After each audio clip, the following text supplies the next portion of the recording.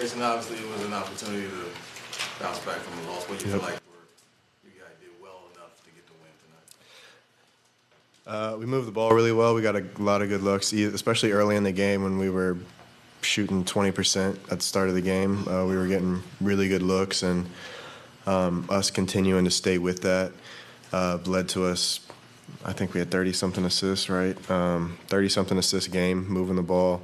Great looks, got up a lot of threes, a lot of good threes, and it was a good offensive game for us and good defensively too. Brad did a great job on Maxey, limiting his touches, Nurk too, being up in the pick and roll. So a good response defensively and offensively. What was it like getting it going tonight? Tied the season high. Yeah.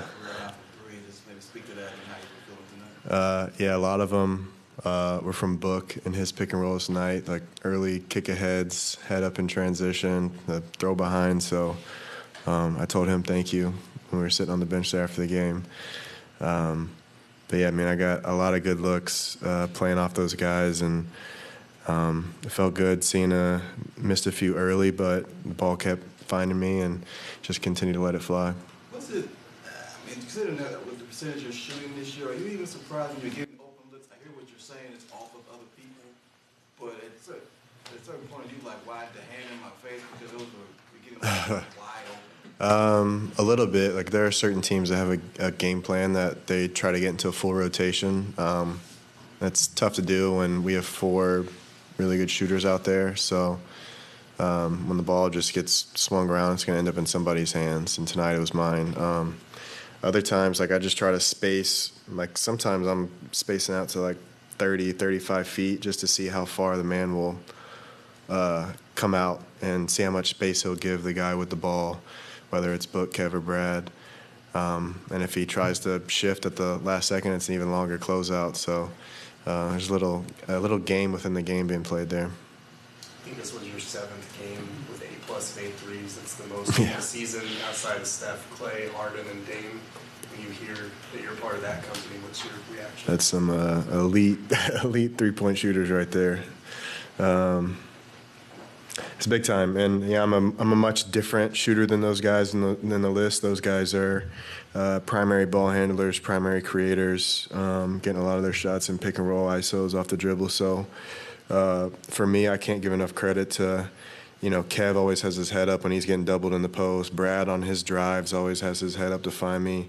Book when he's operating the pick and roll. So I have to give a lot of thanks to those guys and continuing to find me and trust in the pass there. On the other end, I know defending the three-point line was a point of emphasis. Yep. Outside of that fourth quarter stretch there, how do you feel you guys did in that respect?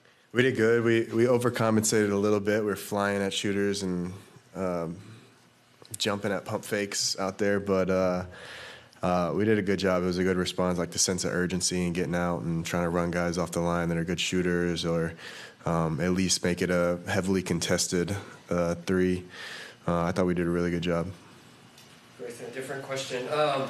After games, do you have a routine or something that you do once you leave the arena to try to get basketball out of your system and kind of decompress a little bit? Not really.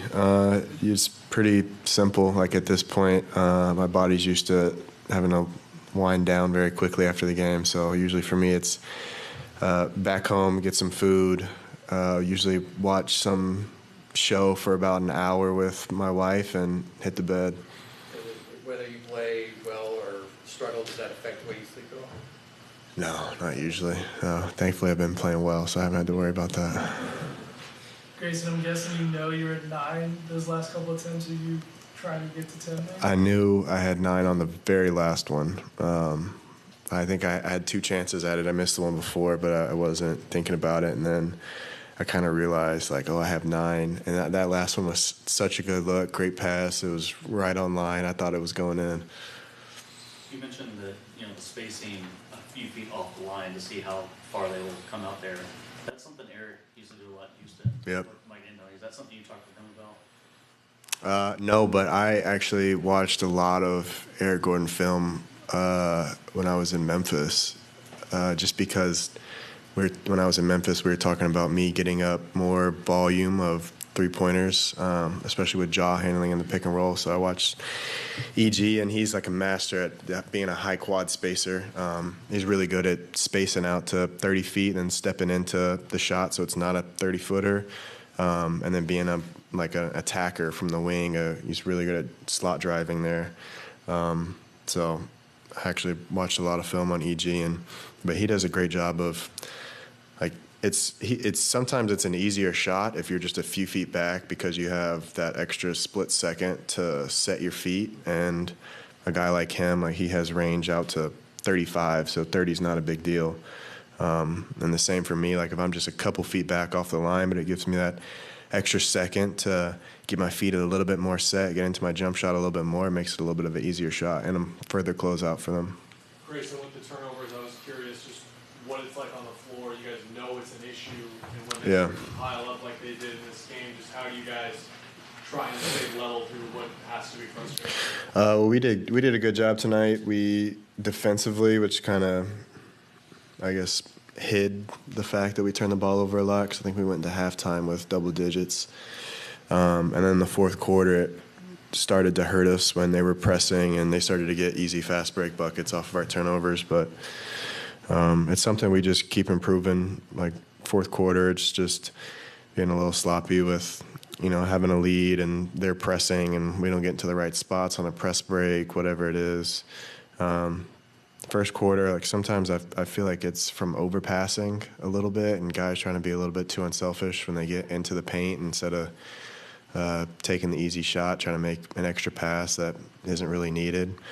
But it comes from the right place. So, but we'll get better at it. These last 13 games will be better. Grayson, what does it mean for you to share the court with Kevin Durant when he has moments like he had tonight, passing Shaq for number 8 on the unusable first round? Hey, it's really cool. Every 5 games seems like he's passing another legend, another Hall of Famer. So it's just awesome to be out there and try not to take these moments for granted, playing with such a great player like that. Yeah, it's really cool. I went to Kev's camp when I was in high school.